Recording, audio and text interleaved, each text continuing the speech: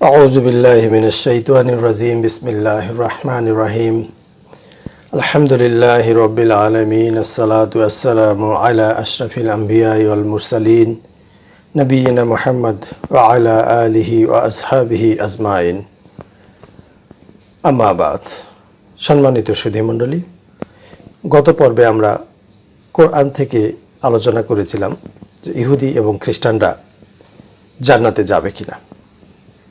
তা আমরা সেখান থেকে সূরা বাকারা, সূরা আল মাইদা, সূরা আল ইমরান থেকে আমরা আলোচনা করেছি এবং আমরা সেখান থেকে আমরা বোঝানোর চেষ্টা করেছি যে কোরআন যেভাবে বর্ণিত হয়েছে সেভাবে যদি কেউ বিশ্বাস স্থাপন করে তাহলে ইহুদি এবং খ্রিস্টান এবং সাবিদের মধ্যে থেকে অনেকেই জান্নাতে যাবে।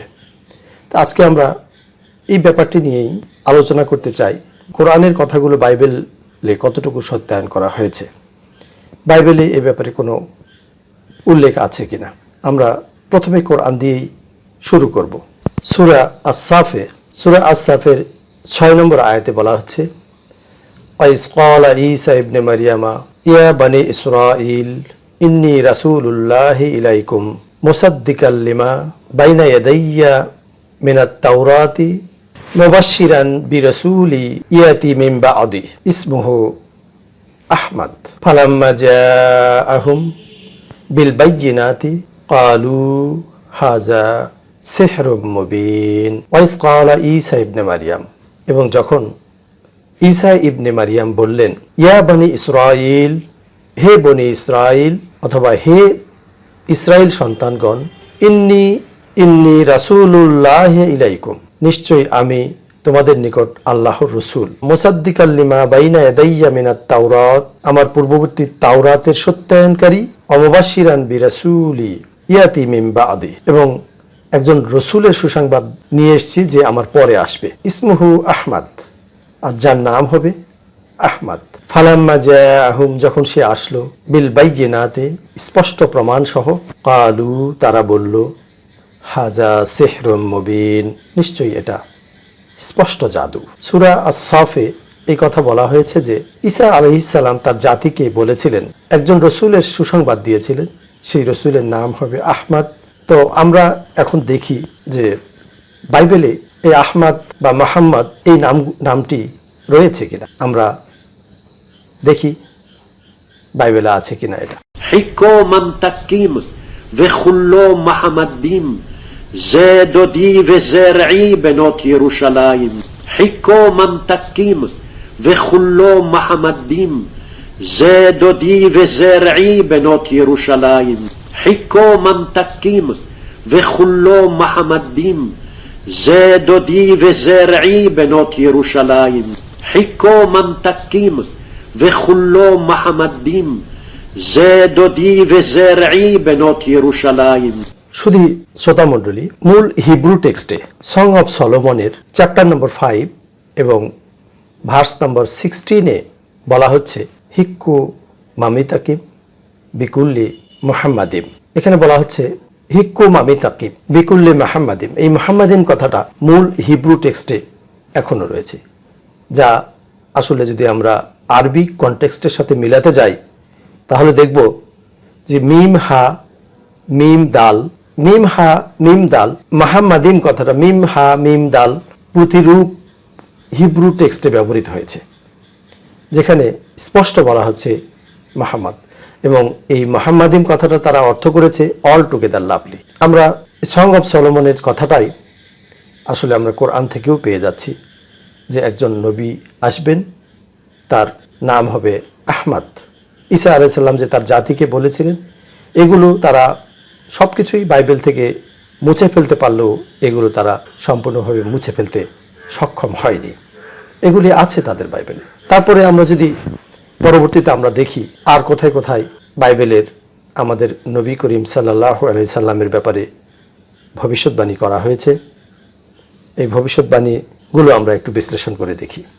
গসপেল অফ জন অধ্যায় 16 ভার্স 7, এখানে বলা হচ্ছে, nevertheless I tell you the truth, it is expedient for you that I go away. If I do not go away, the Comforter will not come. The Comforter will not come to you, but if I depart, I will send him to you. যার অর্থ হলো, তথাপি আমি তোমাদেরকে সত্য বলিতেছি, আমার যাওয়া তোমাদের পক্ষে ভালো, কারণ আমি না গেলে সে সহায় তোমাদের নিকট আসিবেন না, কিন্তু আমি যদি যাই তবে তোমাদের নিকটে তাহাকে পাঠাইয়া দেব। এই কমফোর্টার বা সত্যের আত্মা এটা আর কেউ নয়, এই মুহাম্মদ সাল্লাল্লাহু আলাইহি ওয়াসাল্লাম। ঈসা আলাইহিস সালামের পরে সত্য নবী হিসেবে মুহাম্মদ সাল্লাল্লাহু আলাইহি ওয়াসাল্লামেরই একমাত্র আগমন ঘটেছিল। আর কেউ সত্য নবী হিসাবে পৃথিবীতে আগমন করেননি। ফলস প্রফেট অনেকে এসেছে, যেগুলো ফলস প্রফেট হিসাবে ইতিহাসে স্বীকৃত। Gospel of John chapter 16 verse 8 নম্বরে বলা হচ্ছে, and when he was come he will expose the world of sin and of righteousness and of judgment. আর তিনি আসিয়া পাপের সম্বন্ধে, ধার্মিকতার সম্বন্ধে ও বিচারের সম্বন্ধে জগৎকে দোষী করিবেন। অর্থাৎ তিনি সত্যটিকে উপলব্ধি করিবেন এবং সত্যকে জগতের সামনে তুলে ধরবেন। গসপেল অফ জন 16 নম্বর অধ্যায়ের 9 নম্বর থেকে 11 নম্বর ভার্সে বলা হচ্ছে, of sin because they do not believe in me, of righteousness because I go to my Father, and you see me no more, of judgment because the prince of this world is just.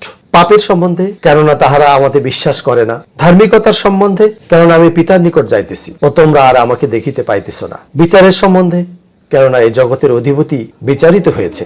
এই অধিপতির কথা বলা হচ্ছে আসলে আর কেউ না, মুহাম্মদ সাল্লাল্লাহু আলাইহি সাল্লাম। গসপেল অফ জনের 16 নম্বর অধ্যায়ের, গসপেল অফ জন 16 নম্বর অধ্যায়ের 12 থেকে 14 নম্বর ভার্সে বলা হচ্ছে, I still have many things to say unto you, but ye cannot bear them now.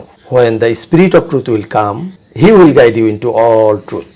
For he will not speak for himself, but whatever he will hear, he will speak. And he will show you things to come. He will glorify me, for he will receive of mine and will show. এখানে বলা হচ্ছে, অর্থাৎ তোমাদেরকে বলিবার আমার অনেক কথা আছে, কিন্তু তোমরা এখন সে সকল কথা সহ্য করিতে পারো না। পরন্তু তিনি সত্যের আত্মা যখন আসিবেন, তখন পথ দেখাইয়া তোমাদেরকে সমস্ত সত্য কথা শুনাইয়া যাইবেন। কারণ তিনি আপনা হতে কিছুই বলিবেন না, কিন্তু যাহা যাহা শুনেন তাহাই বলিবেন, এবং আগামী ঘটনাও তোমাদেরকে জানাইবেন। তিনি আমাকে মহিমান্বিত করিবেন, কেননা যাহা আমার তাহাই লইয়া তোমাদেরকে জানাইবেন। এখানে এই ভার্সটি একটু বিশ্লেষণের দাবি রাখে। ঈসা আলাইহিস সালাম তার শিষ্যদেরকে বলতেছেন, তোমাদেরকে অনেক কথা বলার ছিল। অর্থাৎ ঈসা আলাইহিস সালাম নিজেকে বলতেছেন যে তোমাদেরকে আমি অনেক কথা বলতে চেয়েছি। তিনি এসেছিলেন অনেক কথা বলার জন্য। কার কাছে? বনি ইসরায়েলের কাছে। আর তিনি বলেননি কেন? তিনি বলেননি এই জন্য যে এই কথাগুলো বললে তখনকার জামানার লোকরা এটা বুঝতে পারত না, কারণ তাদের জ্ঞান এবং বিজ্ঞান তখন সেই পর্যন্ত অগ্রসর হয়নি। তারপরে তিনি বললেন যে যখন সত্যের আত্মা আসবে তখন সে তোমাদেরকে সমস্ত সত্য কথা বলবেন। ঈসা আলাইহিস সালাম নিজের জন্য বলেন many things to say unto you, কিন্তু যখন আমাদের মুহাম্মদ সাল্লাল্লাহু আলাইহি ওয়াসাল্লামের কথা বললেন, তিনি বললেন যে he will guide you into all truth। অর্থাৎ রাসূল সাল্লাল্লাহু আলাইহি ওয়াসাল্লামের কথা বলতে গিয়ে তিনি বললেন যে তিনি সমস্ত কথা বলে যাবেন। আসলে পবিত্র কোরআনের মাধ্যমে আমরা বুঝতে পারি যে আল ইয়াউমা আকমালতু লাকুম দীনাকুম, আজকে তোমাদের জন্য এই দিনকে সম্পূর্ণ করা। মানে এই দিনকে সম্পূর্ণ করার অর্থ হলো কি, এই দিনে আর কোনো কিছু বাকি নেই, কোনো কিছু বন্ধ নেই, সব কিছু বলে দেওয়া হয়েছে, আর নতুন করে বলারও কোনো প্রয়োজন নেই। সেজন্য ঈসা আলাইহিস সালাম নিজের জন্য বলেছেন ম্যানি থিংস, কিন্তু সেই একই কথা যখন মুহাম্মদ সাল্লাল্লাহু আলাইহি ওয়াসাল্লামকে উল্লেখ করেছেন তখন তিনি বলেছেন অল থিংস, অর্থাৎ সমস্ত কথা বলে যাবেন। আর সমস্ত কথা যখন বলা হয়ে যায় তখন আর কোনো কথা থাকে না। সেজন্য মুহাম্মদ সাল্লাল্লাহু আলাইহি ওয়াসাল্লামের দিন পূর্ণ হওয়ার পরে, অর্থাৎ মুহাম্মদ সাল্লাল্লাহু আলাইহি ওয়াসাল্লামের দিন তার ওফাতের 81 দিন পূর্বেই এটা পূর্ণ হয়ে গিয়েছিল। তারপরে আর নতুন কোনো নির্দেশনা আসেনি এবং কিয়ামত পর্যন্ত আর নতুন কোনো নির্দেশনার কোনো প্রয়োজন হবে না। তো এখানে শুধু শ্রোতামণ্ডলী আমরা বুঝতে পারি যে আসলে কোরআনে যেভাবে বলা হয়েছে সেভাবেই ইহুদি খ্রিস্টানরা যদি তাদের নিজস্ব ধর্মগ্রন্থের উপর ঈমান আনে, তারা নিজেদের ধর্মগ্রন্থকে বিশ্বাস স্থাপন করে, তাহলে অবশ্যই তাদেরকে প্রথমে যে কাজটা করতে হবে, এক আল্লাহর প্রতি ঈমান আনতে হবে। আর গসপেল অফ জনের 14 নম্বর চ্যাপ্টারের 16 এবং 17 নম্বর ভার্সে বলা হচ্ছে, and I will ask the Father and he will give you another comforter. আমি আমার পিতাকে বলবো, তিনি তোমাদের জন্য অন্য একটা সহায় দিয়ে দিবেন তোমাদেরকে, so that he will abide with you forever. এই জন্য যে তিনি তোমাদের সাথে চিরজীবন থাকবে। আসলে তিনি আমাদেরকে এই কোরআন দিয়ে গেছেন, এই কোরআন কিয়ামত পর্যন্ত আমাদের সাথে থাকবেন, এই কথাটাই এখানে বলা হয়েছে। কত পরিষ্কারভাবে বলা হয়েছে যে ঈসা আলাইহিস সালাম বললেন, আমি বরং চলে যাই, আমি গিয়ে তোমাদের জন্য আরেকজন কম্ফোর্টার পাঠিয়ে দেব, সত্যের আত্মা পাঠিয়ে দেব, সহায় পাঠিয়ে দেব। আমি না গেলে সে আসবে না, আর তোমাদেরকে অনেক কথা বলার ছিল, কিন্তু তোমরা সেগুলো এখন বুঝতে পারবে না। যখন সেই সত্যের আত্মা আসবে, সে তখন তোমাদেরকে সকল কথা বলে যাবেন। সে নিজের থেকে কিছু বলবে না, সে আমার প্রশংসা করবেন। এখানে ঈসা আলাইহিস সালামের প্রশংসা আমরা ইতিহাস থেকে দেখতে পাই যে ঈসা আলাইহিস সালামের জামানা থেকে শুরু করে মুহাম্মদ সাল্লাল্লাহু আলাইহি সাল্লামের জামানা পর্যন্ত 500 জন লোক নিজেদেরকে নবী বলে দাবি করেছিলেন, এবং তারা সকলেই ভণ্ড নবী ছিলেন।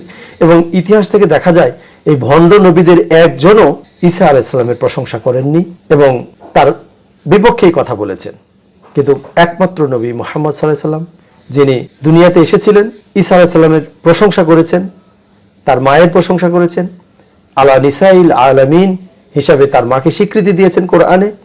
নিজের মার সম্বন্ধে একবারও উল্লেখ করা হয়নি, কিন্তু নিজের মা সম্পর্কে একবারও যেখানে উল্লেখ করা হয়নি, সেখানে ঈসা আলাইহিস সালামের মাকে বারবার উল্লেখ করা হয়েছে। এবং ঈসা আলাইহিস সালামের নাম নেওয়াতেই বলা হয়েছে মারিয়াম পুত্র ঈসা, ঈসা ইবনে মারিয়ামা, মারিয়াম পুত্র ঈসা। এবং তাকে বলা হয়েছে আলা নিসাইল আলামিন, সমস্ত জগতের সমস্ত মেয়েদের, নারীদের তিনি উপরে থাকবেন, তার মর্যাদা। তো পবিত্র কোরআনে আমরা দেখতে পাই যে মুহাম্মদ সাল্লাল্লাহু আলাইহি সাল্লামের নাম আসছে মাত্র 5 বার, সরাসরি 5 বার নাম এসেছে তার, কিন্তু ঈসা আলাইহিস সালামের নাম এসেছে 25 বার। 500 গুণ বেশি বার এসেছে কোরআনে ঈসা আলাইহিস সালামের নাম মুহাম্মদ সাল্লাল্লাহু আলাইহি সাল্লামের থেকে বেশি। আমরা এখান থেকেই বুঝতে পারি যে আসলে এই কমফোর্টার, এই যে বাইবেলে বলা হয়েছে যে তিনি আমার প্রশংসা করবেন, তো এখানে মুহাম্মদ সাল্লাল্লাহু আলাইহি সাল্লাম ছাড়া আর কেউ তো তার প্রশংসা করেননি। ঈসা আলাইহিস সালামের জন্ম থেকে, মৃত্যু থেকে এবং মুহাম্মদ সাল্লাল্লাহু আলাইহি সাল্লামের জামানা পর্যন্ত 500 জন লোক নিজেদেরকে নবী দাবি করেছেন, কিন্তু কেউ তার প্রশংসা করেনি একমাত্র মুহাম্মদ সাল্লাল্লাহু আলাইহি সাল্লাম ছাড়া। তাহলে এখানে যে কমফোর্টারের কথা বলা হচ্ছে সেটা মুহাম্মদ সাল্লাল্লাহু আলাইহি সাল্লাম ছাড়া আর কেউই না।